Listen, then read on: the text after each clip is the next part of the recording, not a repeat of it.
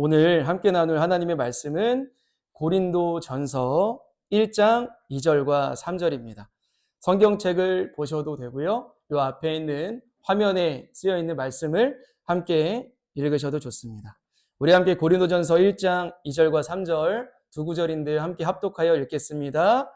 고린도에 있는 하나님의 교회 곧 그리스도 예수 안에서 거룩하여지고 성도라 부르심을 받은 자들과 또 각처에서 우리의 주 곧 그들과 우리의 주 되신 예수 그리스도의 이름을 부르는 모든 자들에게 하나님 우리 아버지와 주 예수 그리스도로부터 은혜와 평강이 있기를 원하노라.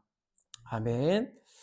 오늘 왜 여기에 있습니까? 라는 말씀의 제목으로 함께 말씀을 나누려고 합니다.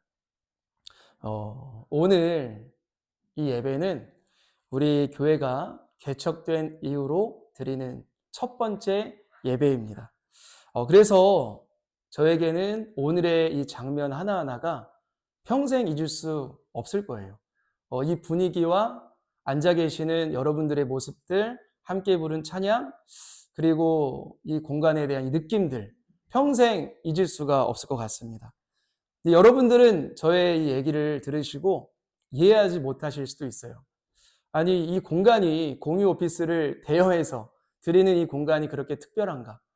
그리고 지금 10명이 넘었나요? 5? 10명이 모였네요. 10명. 맞죠? 이 10명이 모여있는 다른 교회는 뭐 100명, 1000명, 10,000명도 모이는 교회들이 참 많은데 이 딱 10명이 모여있는 교회가 그렇게 특별한가?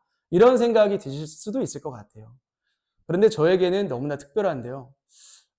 그렇다고 저에게 이렇게 이 예배 말씀을 준비한 게 이 마음 좀 공감해달라고 준비한 것은 아니에요. 오늘 두 가지를 나눠볼 건데요. 첫 번째는 교회가 무엇인지, 성경에서 말하는 교회가 무엇인지에 대해서 나눠보려고 하고요. 이어서는 우리가 왜 교회를 다녀야 되는지, 이 두 가지에 대해서 함께 나눠보려고 해요. 우리가 교회가 무엇인지 알고 다니는 것과 막연하게 그냥 교회가 무엇인지 잘 모른 채 다니는 것은 확연한 차이가 있습니다. 막연하게 안다면 우리가 교회를 다니면서도 내가 왜 굳이 이렇게 체력과 시간과 때로는 감정을 써가면서 교회를 다녀야 되는가라는 그런 의문에서 벗어날 수가 없어요. 저는 여러분들이 우리 이 킹스처치에서든지 아니면 다른 교회에서든지 이 교회에 대한 의미를 정확히 알고 의미 있는 신앙생활을 하시면 좋겠습니다. 그러기 위해서는 교회의 참된 의미를 아는 것이 너무나 중요하겠죠. 만일 어떤 사람이 나 오늘 교회 가라고 말을 한다면 우리는 어떻게 떠올릴까요? 어떠한 공간으로 가는구나. 어떠한 위치로 가는구나. 이렇게 장소적 개념으로 생각할 수 있습니다. 물론 그렇게 생각하는 것이 통상적으로 당연한 생각이죠. 하지만 성경에서 말하는 교회의 본질적인, 성경에서 말하는 교회의 참된 의미는 건물, 공간, 물리적인 어떤 장소, 그러한 곳을 말하는 것이 아닙니다.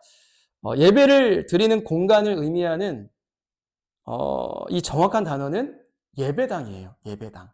그러니까 이 공간은 무엇일까요? 예배당이죠. 예배당. 교회를 이해할 수 있는 좋은 비유가 하나 있습니다. 예배당을 집으로 비유한다면 교회는 가정과 같아요. 집은 무엇이죠? 가족 구성원들이 거하는 공간입니다. 집은 공간적 개념이죠.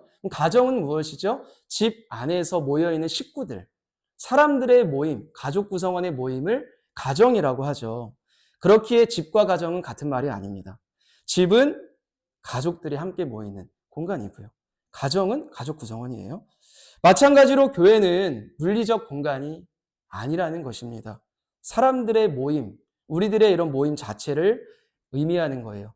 초대교회 당시에 가장 많은 교회를 개척했던 사도 바울은 교회를 이렇게 정의합니다. 고린도전서 1장 2절을 함께 읽겠습니다. 시작. 하나님의 교회 곧 그리스도 예수 안에서 성도라 부르심을 받은 자들과 또 각처에서 우리의 주 곧 그들과 우리의 주 되신 예수 그리스도의 이름을 부르는 모든 자들에게.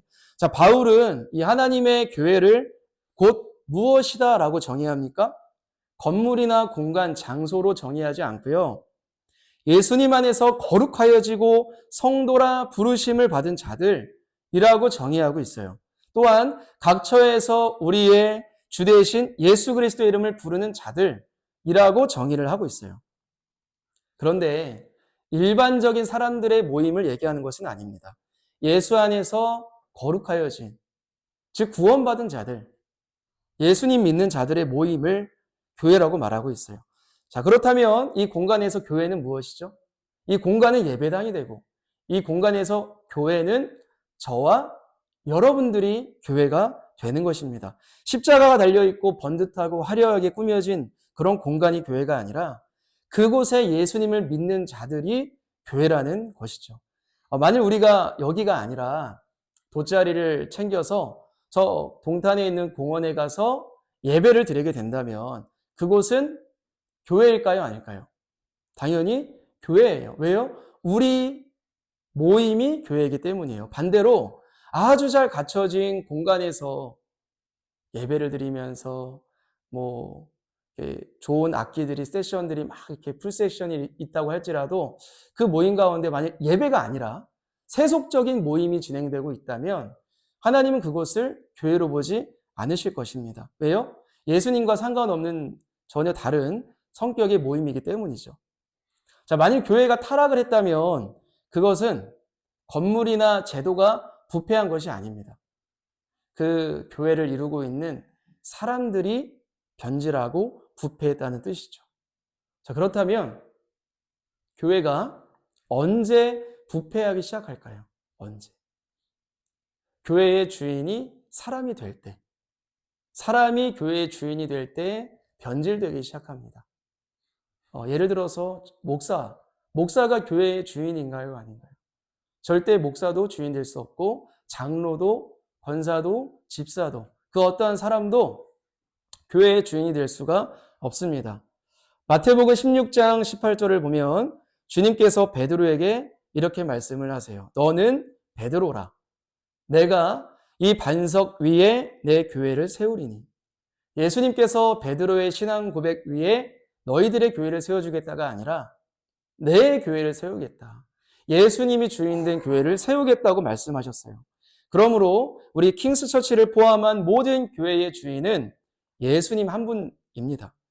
교회는 영향력 있는 사람들의 뜻을 위해 존재하는 것이 아니고 주님의 뜻을 이 땅 위에 이루어가기 위해 모이는 사람들의 모임이라고 할 수 있어요.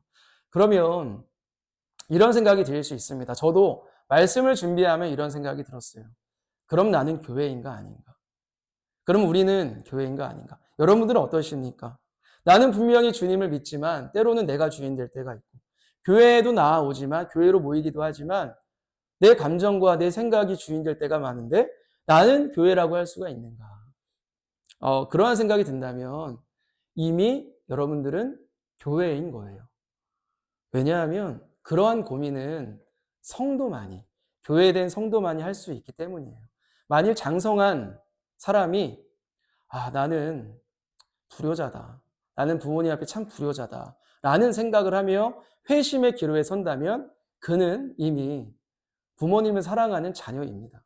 마찬가지로 우리가 하나님 앞에 성도인가 아닌가 그러한 찔림을 받으며 생각을 한다면 이미 우리는 주님의 교회를 이루어 가고 있는 건강한 성도라고 생각할 수 있습니다. 자, 사도 바울은 교회를 우리의 이 몸으로도 비유를 해요. 고린도전서 12장 27절에서 이렇게 말을 합니다. 너희는 그리스도의 몸이요 지체의 각 부분이라. 자, 교회는 예수님의 몸이라고 말을 해요. 그럼 반대로 예수님은 교회의 무엇이 되실까요? 교회의 머리가 되십니다. 그러면 성도인 저와 여러분들은 예수님의 팔, 교회의 팔, 다리, 허리, 손가락, 발가락처럼 여러 기관들을 이루고 있다는 것입니다. 머리와 몸과 팔과 다리가 각각 다른 역할을 수행한다고 해서 다른 인격체입니까? 아니에요. 그냥 하나의 몸이다 라고 표현을 합니다. 허리의 유연성을 보려면 허리를 숙여야 돼요. 이렇게 뒤로 숙이든지 이렇게 앞으로 숙이든지 허리를 숙여야 되는데 일시적으로 허리를 부드럽게 하는 방법이 있다고 합니다.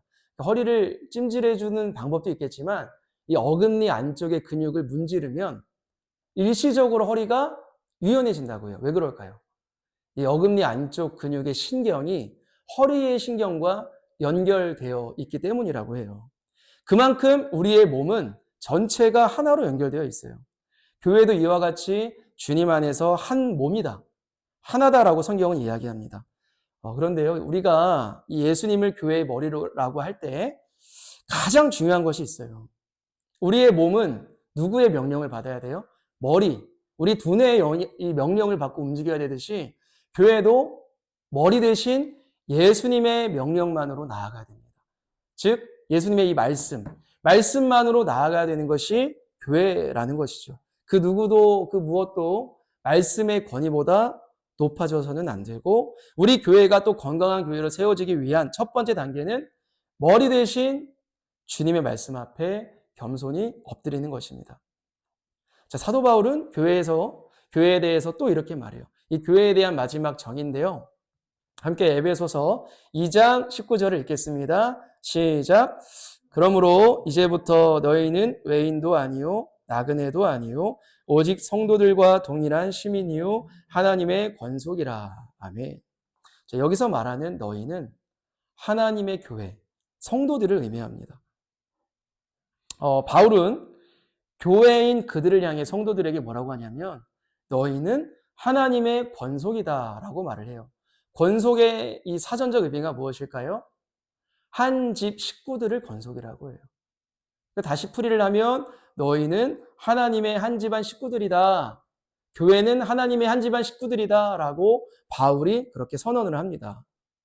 제가 여러분들을 부를 때 이렇게 부르면 좀 마음이 어떠세요?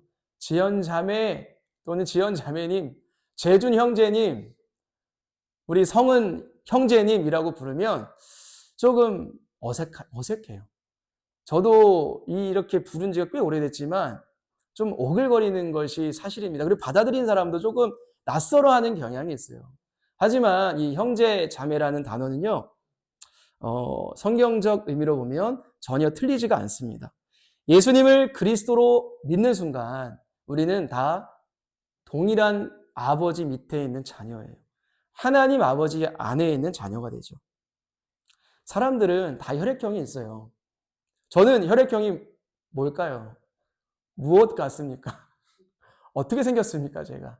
여러 가지 속설들이 있지 않습니까? 저는 A형이에요, A형. A형인데요. 여러분들 가운데 B형도 있고, O형도 있고, AB형도 있겠죠. 그런데 예수님을 믿는 성도의 영적인 혈액형이 또 있습니다. 무엇인지 아는 분이 계세요? 아는 분 계십니까? JB형입니다. 뭐의 줄임말일까요? 맞추실 수 있는 분 있어요? JB형. 뭘까요?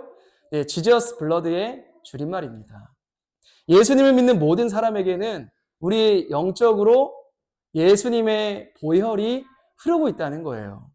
십자가에 설리신 예수님의 피가 우리를 하나님의 자녀가 되게 했습니다. 그렇기에 교회라는 곳은 말 그대로 예수님의 보혈을 함께 나눈 영적인 혈연인 공동체라는 것이죠.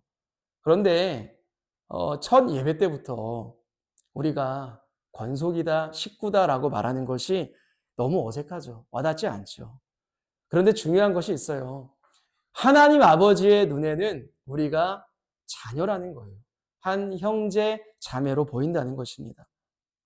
우리가 이 교회에 대해서는 여기까지만 나눌 것인데요. 방금 말씀드린 이 세 가지만 우리가 정확히 이해해야 하고 적용하며 살아가면 더욱더 건강한 교회를 이룰 수 있을 것 같아요. 첫 번째가 무엇이었습니까? 교회는 건물이 아니라 우리다라는 거였어요. 두 번째는 무엇이었어요? 교회의 머리는, 교회의 왕은 오직 예수님이다 라는 사실이고, 마지막은 우리가 하나님 아버지 안에 있는 한 형제 자매라는 사실이었어요. 자, 그러면 우리가 이렇게 함께 모여서 예배드리고 교제하고 기도하고, 그러니까 소위 우리가 교회를 다녀야 되는 그 이유가 무엇일까요? 사람들에게 이런 이야기를 많이 들었던 것 같아요. 당신은 교회 왜 다니십니까? 라고 하면 이렇게 얘기합니다. 일주일간의 삶을 되돌아볼 수 있기 때문이에요. 또는 우리의 인생의 갈피와 방향성을 잡을 수 있기 때문이에요. 그리고 마음의 평안을 얻을 수 있기 때문이에요. 라고 말을 합니다. 다 괜찮은 이유들이에요. 그런데 만일 우리가 교회에 나오는 이유가 딱 이 정도라면 우리는 언제든지 교회를 떠날 수 있어요. 왜냐하면 이러한 것들이 충족되지 않는 순간 교회를 다닐 필요가 없어지기 때문이죠. 혹시 가나안 성도라고 잘 아시죠? 너무 잘 들어보셨죠? 가나안 성도, 가나안을 거꾸로 하면 무엇입니까? 안 나가요, 안 나가. 그러니까 교회는 다니지 않고 나 혼자 개인적으로 신앙생활을 하는 성도를 일컫는 단어가 가나안 성도입니다. 이 코로나를 겪으며 가나안 성도가 굉장히 급증하게 되었죠. 가나안 성도님들이 이상적으로 생각하는 신앙생활은 이래요. 주일에 가정이나 카페에 가서 이어폰을 꽂습니다. 지금 제가 말씀드리는 것도 굉장히 모범적인 가나안 성도예요. 이어폰을 꽂아요. 그 다음에 우리가 좋아하는 목사님의 설교를 찾습니다. 그리고 설교를 듣기 시작해요. 홀로 예배를 드리기 시작합니다. 공감도 합니다.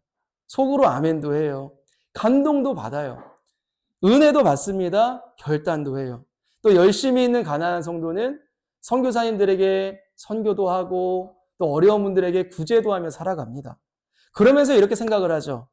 야, 이렇게 신앙생활 하니까, 이렇게 예수님 믿으니까 너무 편하고 좋다라고 생각을 하기도 합니다. 하지만 성경 그 어디를 찾아보아도 교회가 그러한 곳으로 묘사되고 있지 않아요.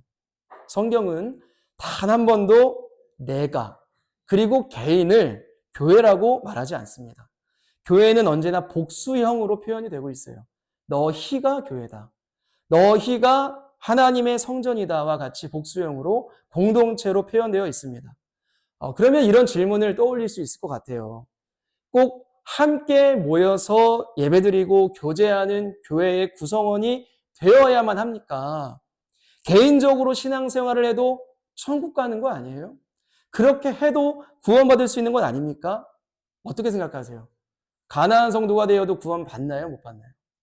당연히 천국 갈 수 있어요. 정말 예수님을 똑바로 믿으면 교회 안 나올 수는 없는데 그럼에도 저는 이렇게 말하고 싶어요. 가나안 성도가 되어도 예수를 믿는다면 구원은 받을 수 있다고 생각합니다. 하지만 이런 질문에는 아쉬움이 남아요. 우리는 꼭 무언가를 생각할 때 구원과 결부시켜 생각하는 경향이 있습니다. 예를 들어 이것을 하면 목사님 구원을 받나요? 못 받나요? 이렇게 흑백 논리로 물어볼 때가 참 많아요. 하지만 모든 것을 구원과 관련지어 생각을 한다면 기독교의 부요함과 풍성함을 놓치게 됩니다. 우리로 한번 예를 들어 볼게요. 우리가 살아가는 것도 생활이라는 게 있고요. 생존이라는 게 있어요. 우리가 살아가며 생존만 연명한다고 해서 잘 살아가고 있다고 생각해요? 그렇지 않죠. 단지 생존만을 위해 살아간다면 맛있는 음식도 필요가 없어요. 구원이 생존이라면 생존만 위해 살아간다면 우리가 마라탕도 먹을 필요가 없어요. 초밥, 스시를 먹을 필요도 없습니다. 피자, 치킨도 튀겨 먹을 필요가 없어요. 생존만을 위한다면 그냥 필수 영양소만 섭취하면 되는 거예요. 필수 영양소만. 생존과는 무관한 문화도 필요 없죠. 영화 안 봐도 생존할 수 있어요. 드라마 안 봐도 생존할 수 있어요. 여행 안 가도 생존할 수 있습니다. 그러나 우리는 생존만 필요한 것이 아닌 풍요로운 생활이 있어야 우리가 인간다운 삶을 살 수 있는 존재들입니다. 마찬가지로 기독교의 복음은요, 또 예배는요, 이 교회는요, 풍성하고 부유합니다. 우리가 온라인으로 충분히 예배드릴 수 있고 가정에서 드릴 수 있고 그렇게 해도 생존, 구원을 받을 수 있겠지만 우리가 교회를 그러한 잣대로 바라본다면 주님이 교회들에게 주시고자 하는 그 큰 은혜와 감격과 감사는 누릴 수가 없어요.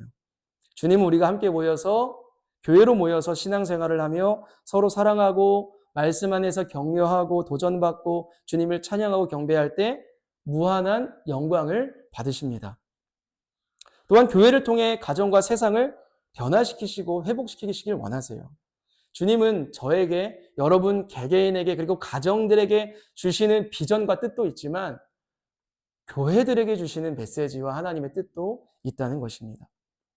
자, 마지막으로 우리가 함께 이렇게 교회를 다니며 신앙생활을 하며 교회의 구성원이 되어야 되는 이유가 무엇일까요? 팀 켈러 목사님이 쓴 탕부 하나님이라는 책에는 이러한 글이 적혀 있습니다. 제가 읽어드릴게요. 루이스는 한 개인을 알아가는데 공동체가 필요했다고 말한다. 그렇다면 예수 그리스도를 알아가는 데는 얼마나 더 그렇겠는가? 흔히 그리스도인들은 예수님과 관계를 맺고 그분을 더 잘 알아가고 싶다고 말한다. 그러나 이것은 혼자서는 절대로 불가능한 일이다. 교회 공동체에 깊이 동참하여 사랑과 책임의 견고한 관계를 이루어야만 한다. 예수님을 본받고 섬기고 사랑하려 애쓰는 신자들의 공동체에 속할 때에만 당신은 예수님을 알아가고 닮아갈 수 있다. 정말 그렇지 않습니까? 우리가 한 개인을 알아가는 데에는 1대1 관계에서도 알 수 있지만 공동체 속에서 알게 되는 모습들도 참 많아요. 예를 들어서 제가 제 아내를 처음 만났을 때 1대1로 데이트했을 때, 만났을 때, 연애했을 때의 모습과 그 모습도 참 다양했지만 또 아내의 친구들과 함께 만났을 때, 우리 가족들 안에서 함께 만났을 때, 또 가족 구성원이 되었을 때 그 안에서의 모습들도 참 다양했다는 거예요. 여러분도 그렇죠. 1대1로 데이트하고 1대1로 연애하고 1대1로 교제할 때의 모습과 여러 공동체 속에서 보여지는 그 모습은 여러 가지 다양한 모습들이 있을 수가 있어요. 예수님을 알아가는 것도 그렇습니다. 여러분 예수님을 다 알고 계십니까? 저도 다 몰라요. 예수님을 다 아는 사람은 없습니다. 우리가 주님을 알아가는 것이 점점 더 깊어지는 것이고 풍요로워지는 것이지 우리가 예수님을 다 알 수가 없다는 거예요. 저는 아내랑 이제 함께 산 지가 거의 10년 차가 되어가는 것 10년 차가 되어가는 것 같아요. 그런데 매일매일이 새로워요. 하물며 창조주이신 예수님을 어떻게 우리가 다 알겠습니까? 하지만 그럼에도 알기 원해요. 왜요? 예수님을 사랑하니까요. 예수님은 우리가 이 말씀을 혼자서 읽을 때도 알 수 있고 기도할 때도 알 수 있지만 여러 사람들이 모여있는 이 교회를 통해서도 풍성히 알아갈 수가 있습니다. 저 자매가, 저 형제가, 저 목사님이, 저 청년이 경험하고 체험한 예수님을 들으며 더욱더 풍성히 알아갈 수가 있고 타인이 깨달은 말씀을 들으면서 우리의 신앙이 날로 날로 깊어질 수가 있어요. 하지만 저는 알아요. 여전히 교회를 향한 우리의 발걸음을 방해하는 요소들이 참 많다는 걸 알고 있습니다. 뉴스만 틀면 바로 방해가 오죠. 수많은 교회들의 부패를 보며 이제 교회는 소망이 없어 라고 생각하며 교회를 떠나기도 합니다. 이뿐만이 아니죠. 교회 안에서 겪은 이 사람들과의 상처와 실망감으로 인해서 교회를 다니는 것이 망설여지기도 합니다. 우리 교회도 연약할 때가 올 거예요. 목사인 저로 인해서 실족할 수도 있어요. 그리고 어떠한 사람으로 인해서 실망할 일이 있을지도 모릅니다. 하지만 우리가 한 가지만큼은 기억하면 좋겠어요. 주님은 이미 우리가 완벽할 수 없는 교회임을 다 알고 계십니다. 주님이 원하시는 것은 완벽한 교회가 아니라 예수님만을 왕으로 섬기고 주님의 사랑으로 서로를 사랑하는 교회입니다. 주님의 왕되심을 붙드는 순간 우리는 또 넘어질 수도 있지만 아주 엎드러지진 않아요. 왜냐하면 우리의 머리 대신, 교회의 머리 대신, 왕 대신 예수님께서 꽉 붙들고 계시기 때문입니다. 자, 이제 한 가지 질문을 드리고 말씀을 마치려고 해요. 오늘 말씀의 제목이 기억나십니까? 왜 여기에 있습니까? 라는 제목이었어요. 우리 여러분들은 왜 여기에 있습니까? 각각 다른 이유들이 있을 것 같아요. 어떤 분은 신앙의 회복을 위해, 주일 성수를 위해, 또 목사님이 불러서, 또는 누가 가자고 해서 다 맞고 좋은 이유들입니다. 그런데요, 오늘부터는 한 가지 이유가 추가되면 좋겠어요. 교회인 우리가 우리의 왕 대신 예수 그리스도를 높이고 예배하고 경배하기 위해서, 그리고 사랑하는 예수님을 더 알아가기 위해서 이 예배를 통해, 이 공동체를 통해 주님을 더 부요하게 알아가기 위해서 그렇게 우리가 모이기를 원합니다. 그러한 마음과 중심으로 교회에 열심히 또 함께 공동체로 모이는 저와 우리 모든 성도들 되시기를 주님의 이름으로 축원합니다.